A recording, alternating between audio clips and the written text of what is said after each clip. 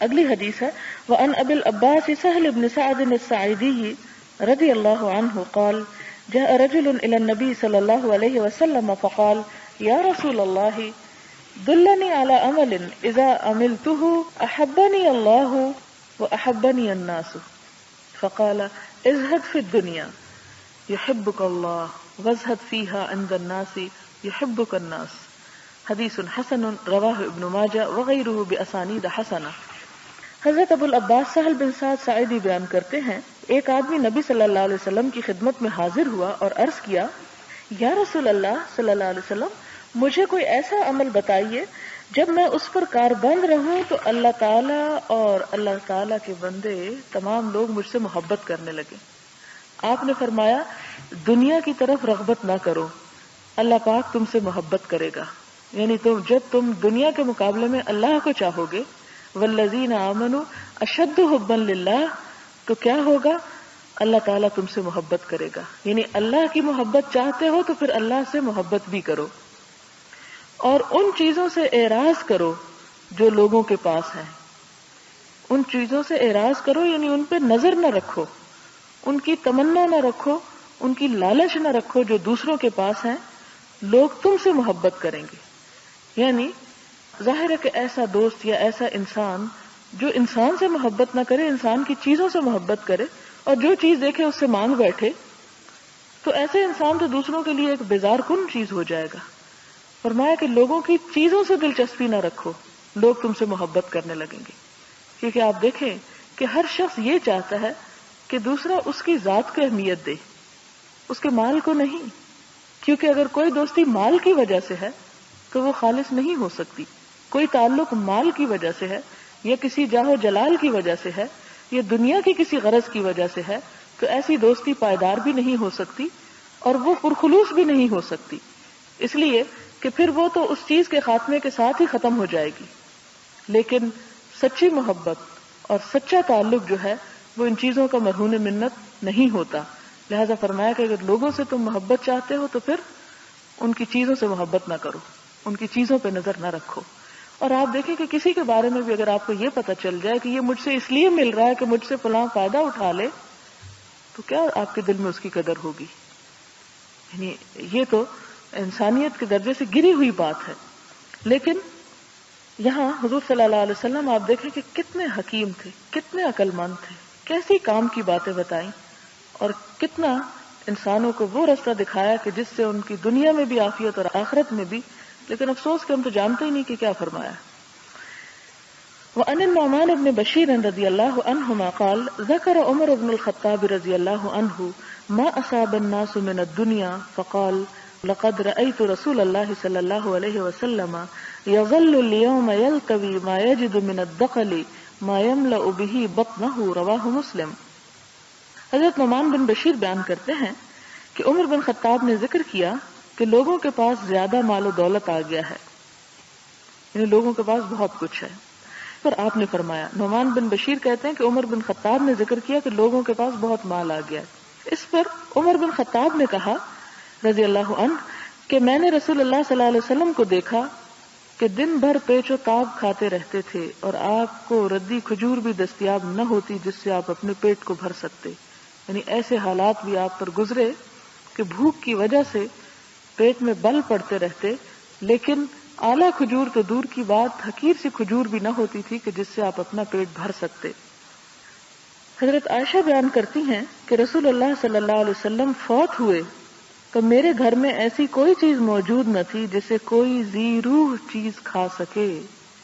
البتہ تھوڑے سے جو الماری میں موجود تھے جن کو عرصہ دراز تک میں کھاتی رہی، بالآخر میں نے ان کو ناپا تو وہ ختم ہو گئے.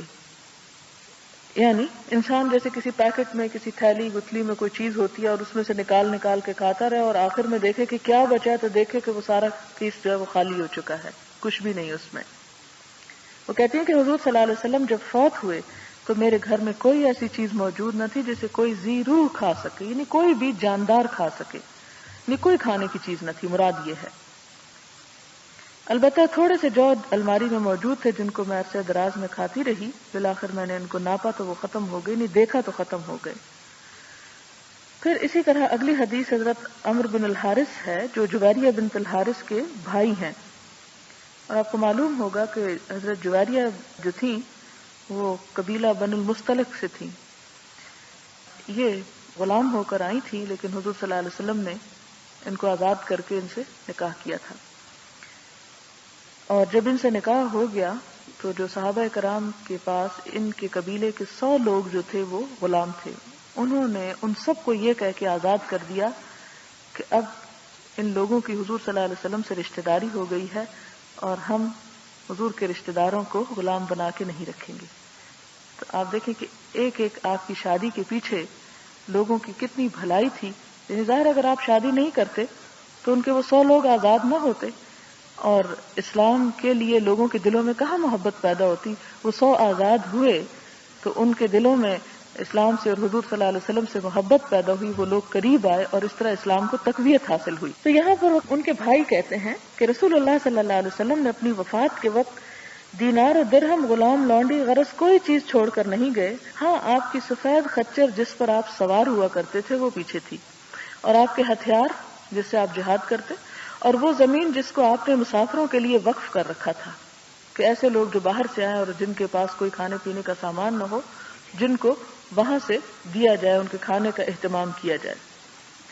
تو یہ چیزیں کل آپ کی کائنات تھیں. حضرت خباب بن ارت بیان کرتے ہیں کہ ہم نے رسول اللہ صلی اللہ علیہ وسلم کے ساتھ ہجرت کی. ہم اللہ کی رضامندی کے متلاشی تھے، بس ہمارا ثواب اللہ کے نزدیک ثابت ہو چکا ہے. بس ہم میں کچھ لوگ جلدی فوت ہو گئے اور اپنے ثواب سے کچھ نہ کھایا. ان میں مصعب بن عمیر ہیں جو جنگ احد میں شہید ہو گئے اور ایک چادر چھوڑ گئے. بس ہم جب اس کے ساتھ اس کے سر کو ڈھانپتے تھے تو اس کے پاؤں ظاہر ہو جاتے، اور جب ہم اس چادر کے ساتھ اس کے پاؤں ڈھانپتے تھے تو سر ننگا ہو جاتا تھا.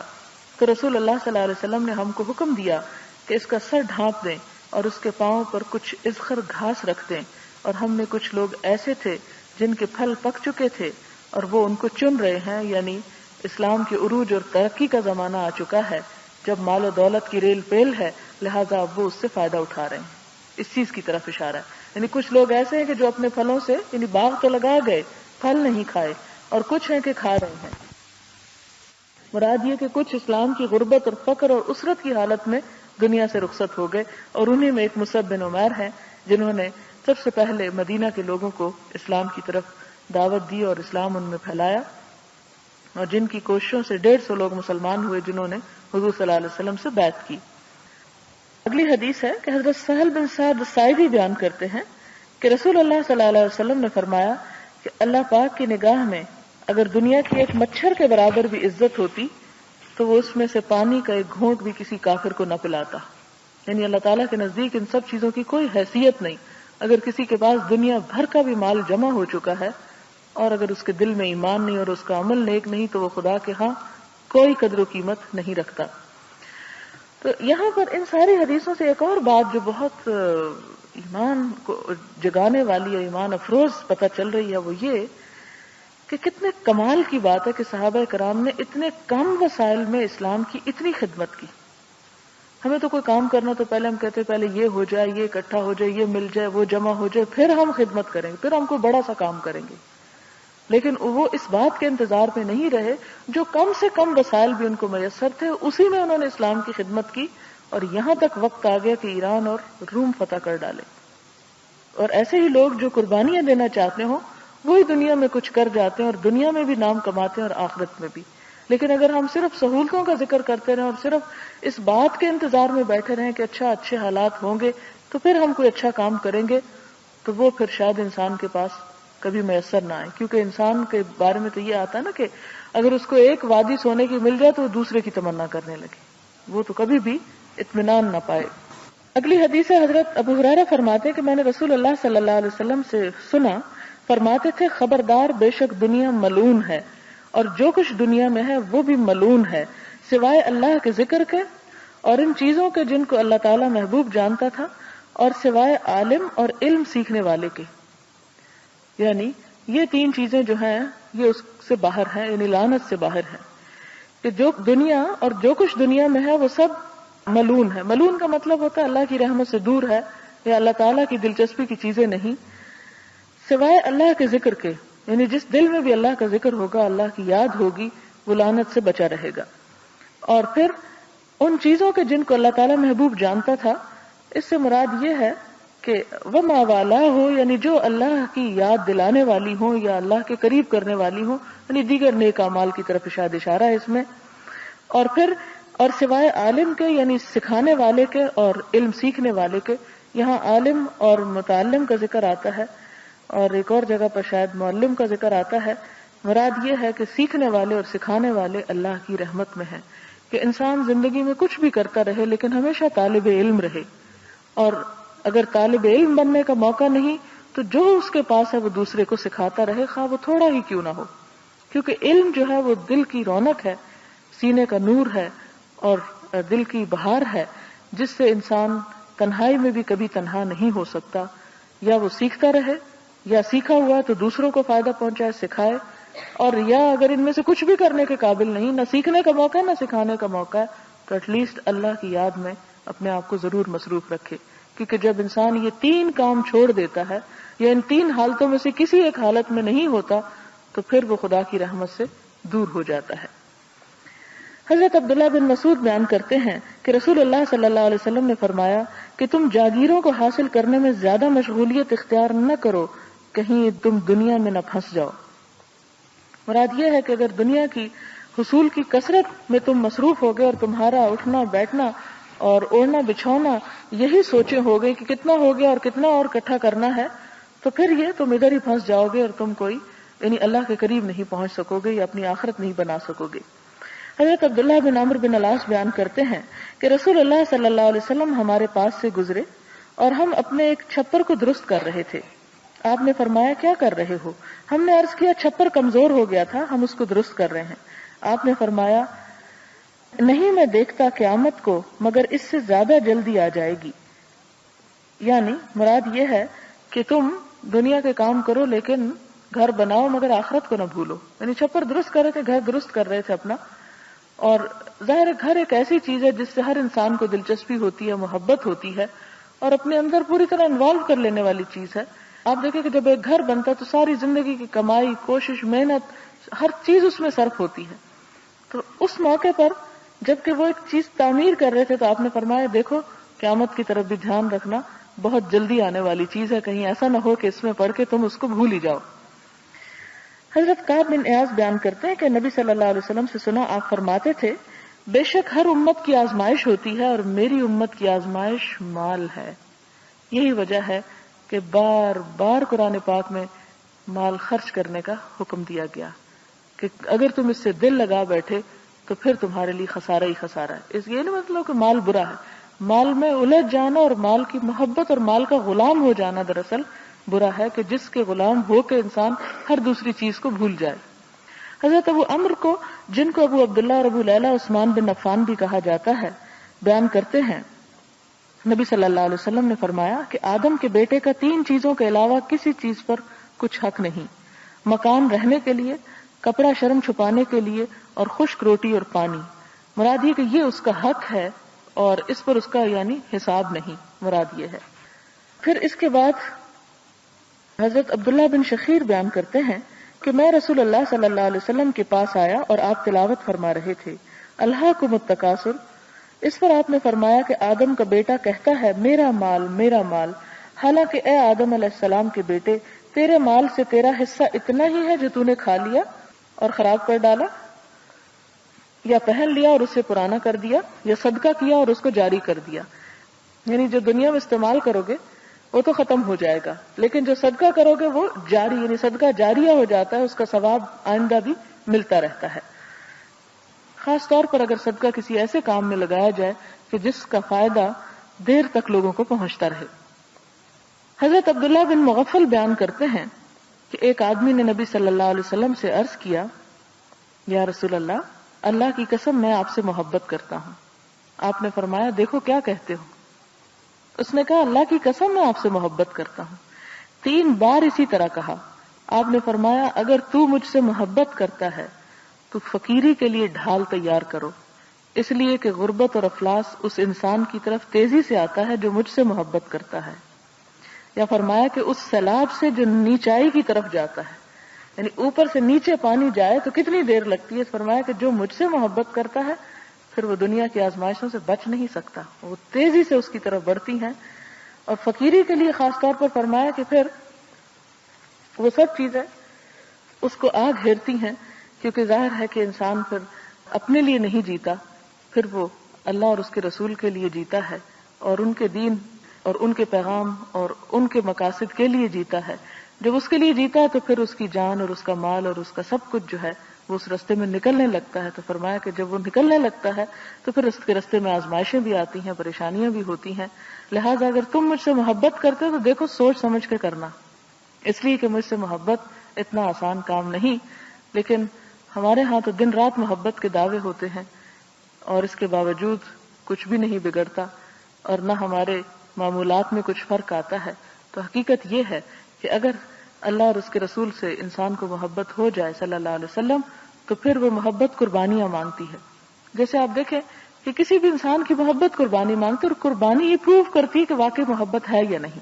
اگر ماں کہے مجھے اپنے بچے سے بڑی محبت ہے اور بچہ روتا چیختا چلاتا رہے، بھوکا پیاسا رہے اور ماں اس کو کچھ نہ کھلائے پلائے نہ اس کے آرام نیند کا خیال رکھے، کہے گے کہ یہ لگتا ہے اس کی ماں ہی نہیں. تو یہ اسی طرح اور بھی انسان دیکھتے کہ انسان اگر کسی انسان سے محبت کا اظہار کرتا ہے تو اس کے لیے بھی کچھ نہ کچھ قربانی دینی پڑتی ہے. پھر اسی طرح آپ صلی اللہ علیہ وسلم سے حضرت کعب بن مالک بیان کرتے ہیں کہ آپ نے فرمایا کہ وہ 2 بھیڑیے جو بھوکے ہیں ان کو بکریوں میں چھوڑ دیا جائے تو وہ بکریوں کو اتنا نقصان نہیں پہنچاتے جتنا کہ آدمی کی حرص مال اور جاہ کے لیے اس کے دین کو نقصان پہنچاتی. یعنی جب انسان حریص ہو جاتا ہے دنیا کا یا دنیا کا کتا ہو جاتا ہے جس سے ہماری عام زبان میں بولتے ہیں، تو وہ انسان کے دین کو اتنا نقصان دیتا ہے جتنا 2 بھیڑیے بکریوں کے اس میں گھس کے تو بکریوں کو چیر پھاڑ کرے تو وہ اتنی تباہی نہ مچائیں جتنا یہ حرص اور یہ ہوس انسان کو اندھا کر دیتی ہے. حضرت عبداللہ بن مسعود فرماتے ہیں کہ رسول اللہ صلی اللہ علیہ وسلم چٹائی پر سوئے ہوئے تھے، آپ اٹھے تو آپ کے پہلو میں چٹائی کے نشان تھے. ہم نے عرض کیا یا رسول اللہ صلی اللہ علیہ وسلم ہم آپ کے لیے گدا بنا دیں. آپ نے فرمایا مجھے دنیا کے ساتھ کیا تعلق، میں تو دنیا میں اس سوار کی طرح ہوں جو کسی درخت کے نیچے سائے میں بیٹھتا ہے پھر چلا جاتا ہے اور درخت چھوڑ جاتا ہے. یعنی میں تو ایک مقصد کے لیے آیا ہوں، اپنے مشن پر ہوں اور پورا کر کے چلا جاؤں گا، میں دنیا میں آرام کے لیے نہیں آیا. حضرت ابو ہریرہ بیان کرتے ہیں کہ رسول اللہ صلی اللہ علیہ وسلم نے فرمایا فقیر لوگ جنت میں مالدار لوگوں سے 500 سال پہلے داخل ہوں گے. مختصر سی حدیث ہے لیکن بہت میننگ فل.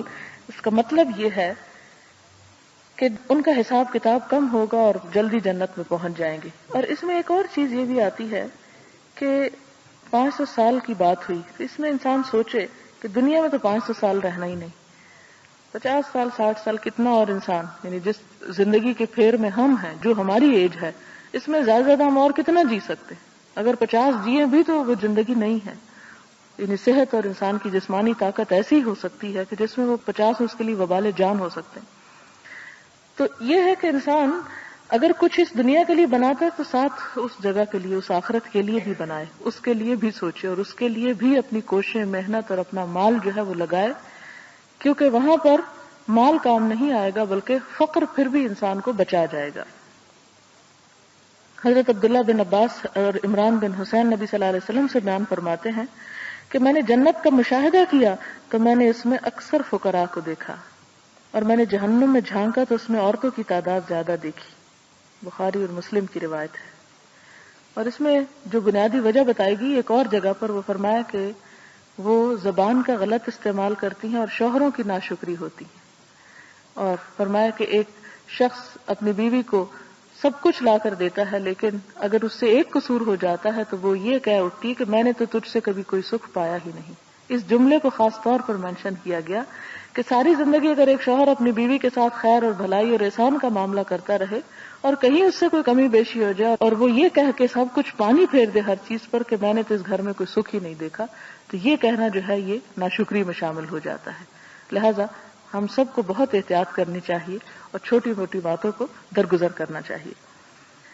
حضرت اسامہ بن زید نبی صلی اللہ علیہ وسلم سے روایت کرتے ہیں آپ نے فرمایا میں جنت کے دروازے پر کھڑا ہوا تو دیکھا اس میں اکثریت مسکینوں کی ہے اور مالدار لوگ روک دیے گئے ہیں. البتہ دوزخیوں کو دوزخ کی طرف لے جانے کا حکم دیا گیا ہے۔ آخری حدیث اس باب کی ہے۔ حضرت ابو ہریرہ نے نبی صلی اللہ علیہ وسلم سے روایت کیا، آپ نے فرمایا نہایت سچا ہے وہ کلمہ جو کسی شاعر نے کہا، لبید شاعر کا یہ کلمہ کہ الا کل شیء ما خلا اللہ باطل، کہ خبردار ہر چیز اللہ کے علاوہ باطل ہے، یعنی ختم ہو جانے والی ہے۔ کل من علیہا فان ویبقى وجہ ربک ذو الجلال والاکرام، ہر چیز فنا ہونے والی ہے سوائے تیرے رب کی ذات کے کہ جو باقی رہنے والی ہے، ذو الجلال والاکرام۔ اور ایک اور جگہ پہ فرمایا کل شیء ہالک الا وجہہ، کہ ہر چیز ہلاک ہونے والی ہے سوائے اس کی ذات کے۔ لہذا جو کچھ ہمارے پاس ہے وہ ہمیشہ کے لیے نہیں ہے، وہ بہرحال ہمارے ہاتھ سے جانا ہے۔ وہ جب ویسے بھی جانا ہے تو کیوں نہ ہم اسے اپنے ہاتھ سے بھی کچھ دیں تاکہ وہ کل ہمارے لیے کئی گنا بڑھ کر اچھے انجام کی شکل میں سامنے آئے، اور اگر نہیں دیتے تو رہنا پھر بھی کوئی نہیں اس کو ہمارے ہاتھ میں، وہ تو جانا ہی ہے۔ اس لیے کہ وَلِلَّهِ مِيرَاثُ السَّمَاوَاتِ وَالْأَرْضِ، ساری میراث تو اللہ ہی کی ہے جو آسمان اور زمین میں۔ وآخر دعوانا ان الحمد للہ رب العالمین۔ سبحان اللہ وبحمدہ عدد خلقہ ورضا نفسہ وزنة عرشہ ومداد کلماتہ، سبحان اللہ العظیم۔ اللہم صل علی سیدنا ومولانا محمد وبارک وسلم۔ ربنا آتنا فی الدنیا حسنۃ وفی الآخرۃ حسنۃ وقنا عذاب النار۔ ربنا لا تؤاخذنا ان نسینا او اخطأنا، ربنا ولا تحمل علينا إصرا كما حملته على الذين من قبلنا، ربنا ولا تحملنا ما لا طاقة لنا به، واعف عنا واغفر لنا وارحمنا أنت مولانا فانصرنا على القوم الكافرين، ربنا هب لنا من أزواجنا وذرياتنا قرة أعين واجعلنا للمتقين إماما، یا حی یا قیوم برحمتک نستغیث، اللہم انا نسألک من الخیر کلہ عاجلہ وآجلہ ما علمنا منہ وما لم نعلم، اللہم انا نعوذ بک من شر کلہ عاجلہ وآجلہ ما علمنا منہ وما لم نعلم، لا الہ الا اللہ انت الحلیم الکریم، سبحان اللہ رب العرش العظیم، والحمد للہ رب العالمین۔ رب نسألك موجبات رحمتك وعزائم مغفرتك والغنیمة من كل بر والسلامة من كل اسم، لا تدع لنا ذنبا إلا غفرته ولا هما إلا فرجته ولا حاجة هي لك ردا إلا قضيتها يا أرحم الراحمين، إلهي آمين۔ سبحانك اللهم وبحمدك نشهد أن لا إله إلا أنت نستغفرك ونتوب إليك، والسلام علیکم ورحمۃ اللہ۔